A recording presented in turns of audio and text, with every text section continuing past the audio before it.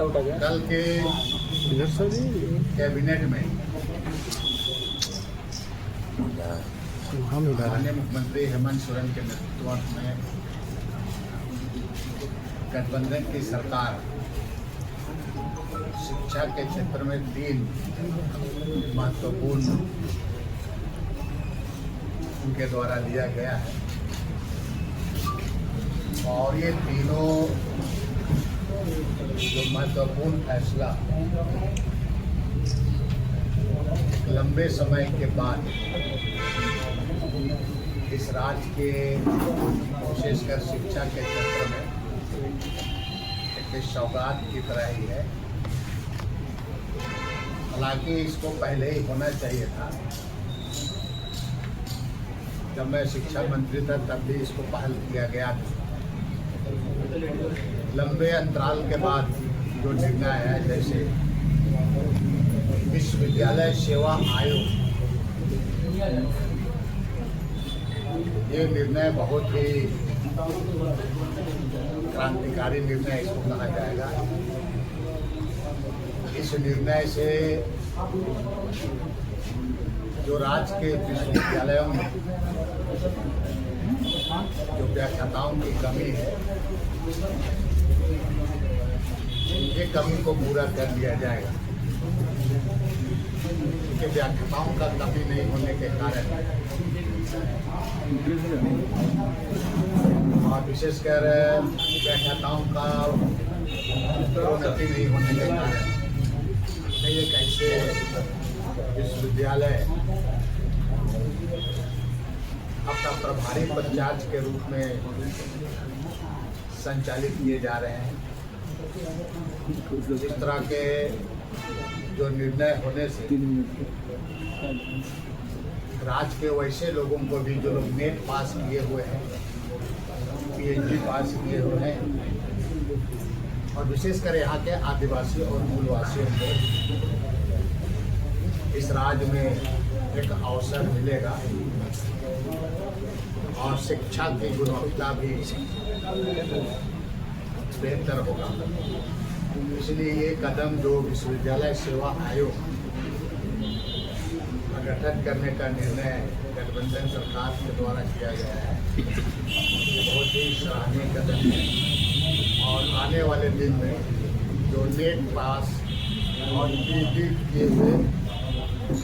छात्र छात्राओं को इसका लाभ मिलेगा। दूसरी बात है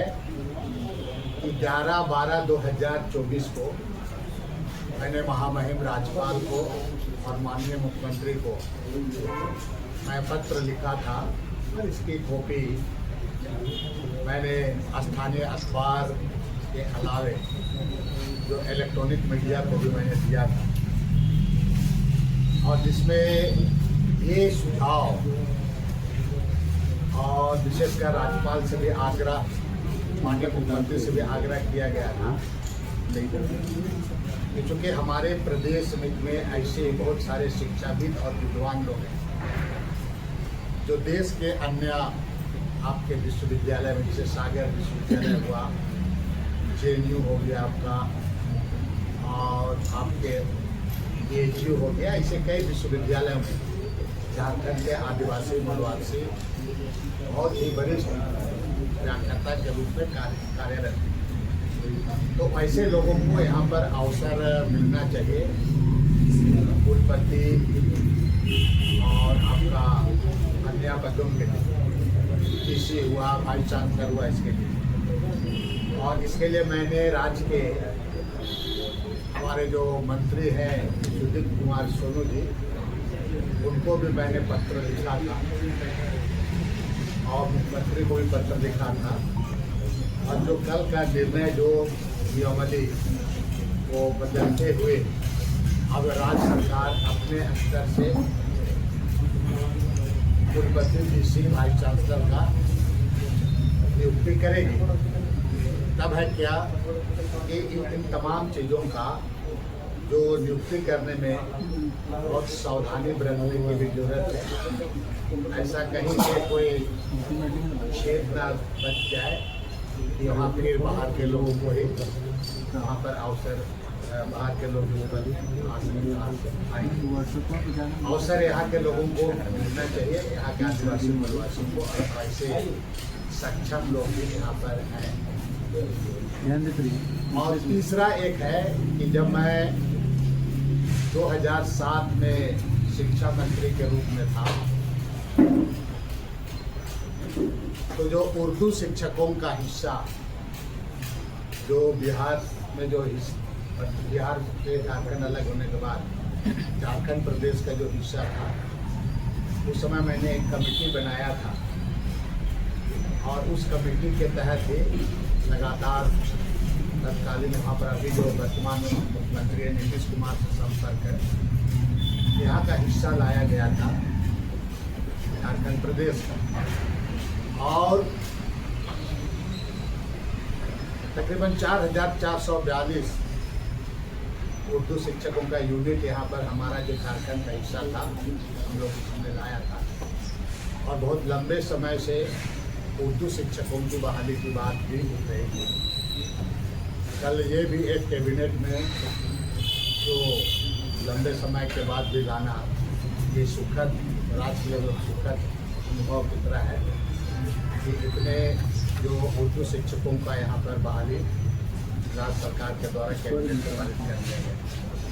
ये तीनों महत्वपूर्ण विषयों पर मेरा सरकार को इसके लिए कोटि कोटि धन्यवाद, स्वागत योग्य निर्णय है। तब है कि प्रक्रिया को जल्द से जल्द, चाहे विश्वविद्यालय सेवा आयोग हो या उर्दू शिक्षकों की बहाली का मामला हो, इन मामलों को लेकर के जल्द से जल्द प्रक्रिया को आरंभ की जानी चाहिए, ताकि